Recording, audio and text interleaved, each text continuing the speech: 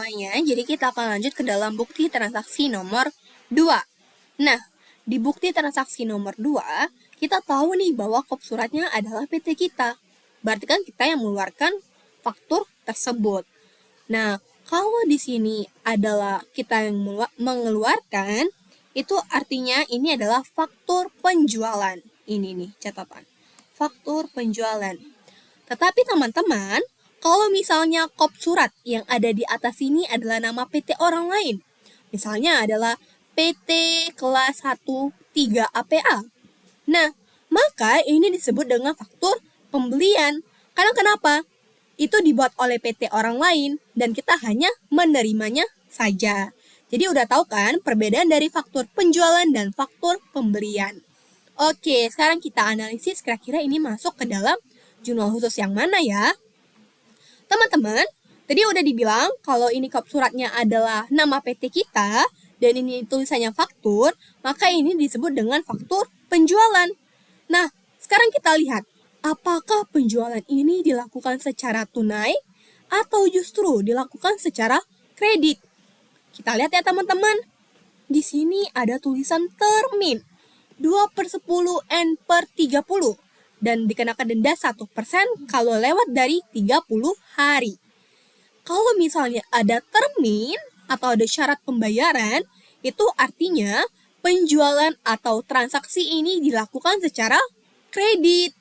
Nah, ketika penjualan dilakukan secara kredit, maka ini akan dijurnal di namanya jurnal khusus penjualan. Oke, sekarang kita input ke dalam jurnal penjualan. Ini kepada toko Bintang, tanggalnya 3 Desember dengan FKSP 1201. Oke, kita cari nih, jurnal penjualan. Tanggal 3 Des. Dokumen number FKSB 1201. Tadi kepada siapa? Kepada toko Bintang. Oke, tunggu ya. Diperbesar terlebih dahulu. Toko Bintang. Oke. Sekarang kita lihat nominal uangnya. Nah, loh Kak, di sini banyak banget uangnya. Aduh, aku bingung. Jangan bingung teman-teman. Kita akan bahas satu per satu. Sekarang, fokus kita adalah di sini, di kolom total. Oke. Kalau misalnya di bukti transaksi ada kolom total atau jumlah, pokoknya yang paling bawah sini, itu akan kita input ke dalam akun piutang dagang. Nggak kelihatan. Wih, gimana ya? Oke, tunggu ya, kita pindahin dulu. Oke, kelihatan? Kelihatan. Kecilin dulu, kita pindahin ke atas. Nah, oke teman-teman. Jadi, akun total ini, nominal yang di sini nih. Tunggu, kita garis lagi. Nah, nominal yang di ini akan kita input ke dalam akun piutang dagang. Lalu lanjut, ada PPN. PPN itu apa ya? Jadi teman-teman, setiap transaksi penjualan atau pembelian, pemerintah itu menetapkan pajak kepada kita. Nah, karena pemerintah tadi menetapkan pajak, itu disebut dengan PPN atau pajak pertambahan nilai. Sebesar berapa di sini? 10%. Berarti dengan jumlah Rp11.900.000. Nah, angka Rp11.900.000 itu akan diinput atau akan dimasukkan ke dalam akun yang namanya PPN. Waduh, mana ya angkanya? Kok nggak muncul? Tunggu ya. Hypertext. Nih, akan dimasukkan dalam PPN keluaran. Oke, kita bahas tentang PPN terlebih dahulu. Lihat di sini teman-teman. Nih, di dalam perusahaan dagang, karena tadi kita ditetapkan oleh pemerintah untuk membayar sejumlah pajak atas transaksi penjualan dan pembelian, kita mengenal 2 PPN di sini.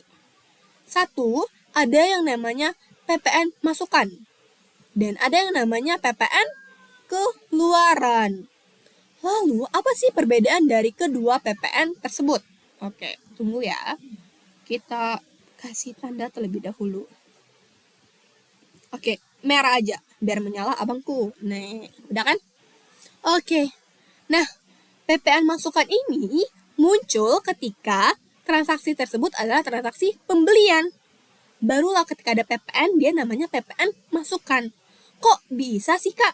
Oke, jadi analisisnya seperti ini, teman-teman.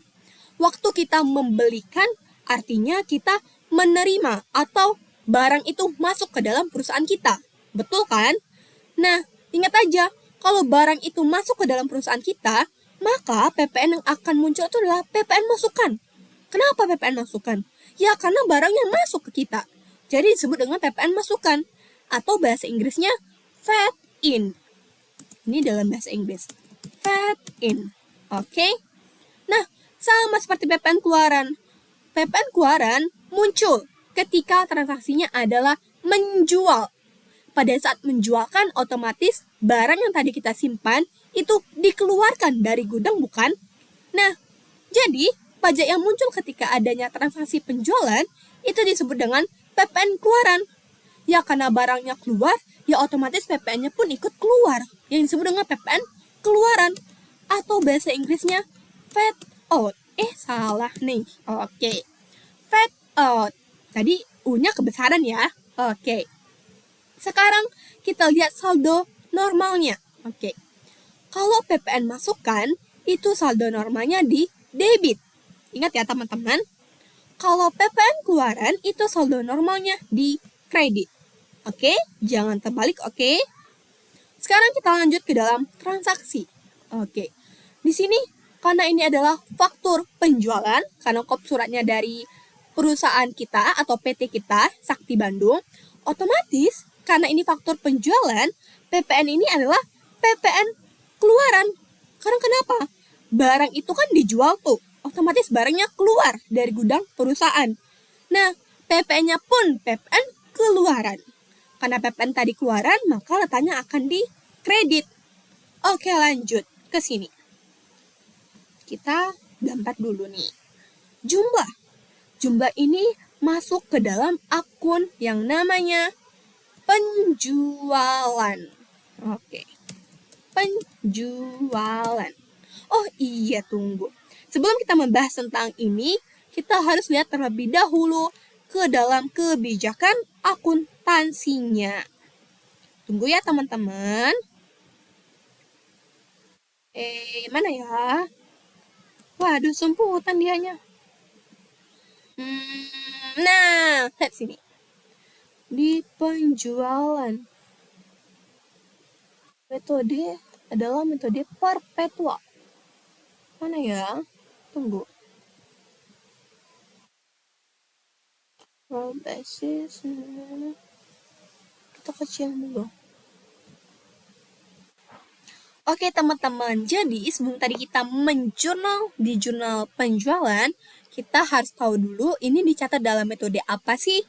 Nah, kita lihat di sini. Ternyata perusahaan PT Sakti Bandung itu menerapkan sistem perpetual.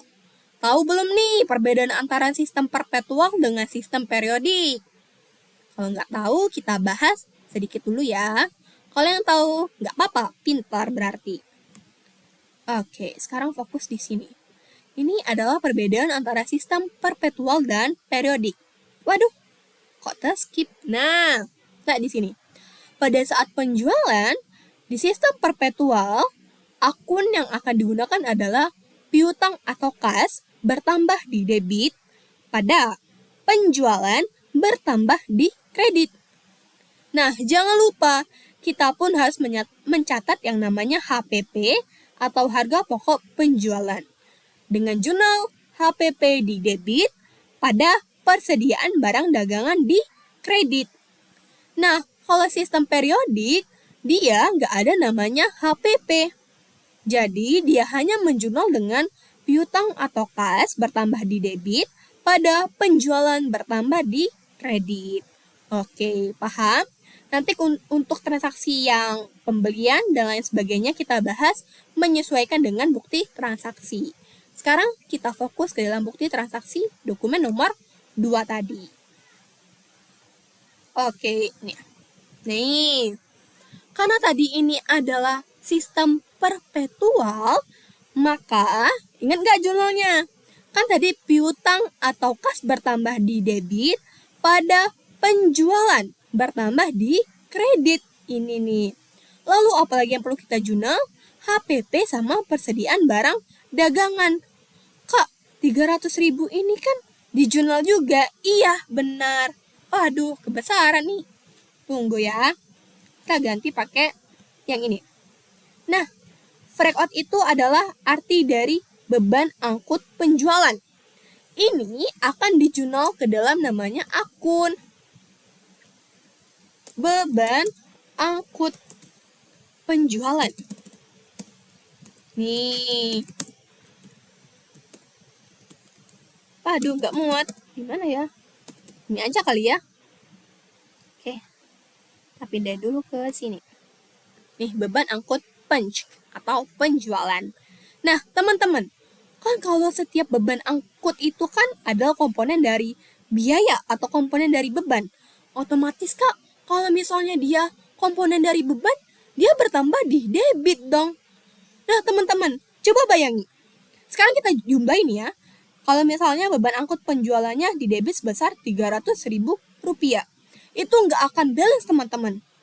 Tadi kemarin kami sama kelas 1 AC udah menjumlahi dan itu nggak balance. Kok bisa nggak balance? Kan itu komponen dari beban. Jadi gini teman-teman, di dalam akuntansi kita ada yang mengenal namanya akun kontra. Udah pernah ada yang dengar?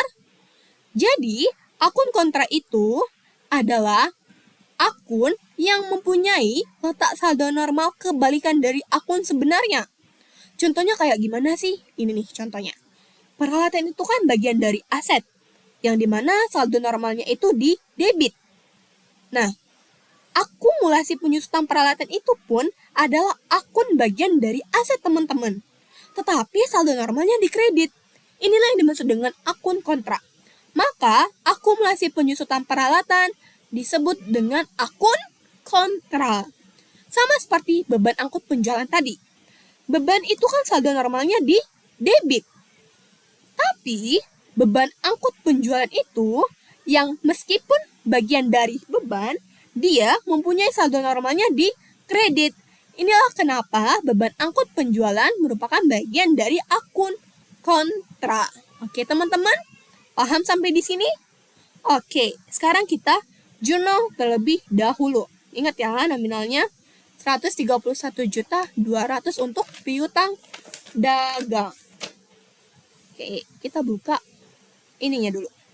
Tadi bertambah sebesar Rp131.200.000. Kebanyakan nolnya deh. Oke, udah nih. Piutang dagang pada penjualan. Sebesar yang ini. Nih, yang bagian jumlah penjualan 119 juta. Kita input ke dalam sini. 119 juta. Oke.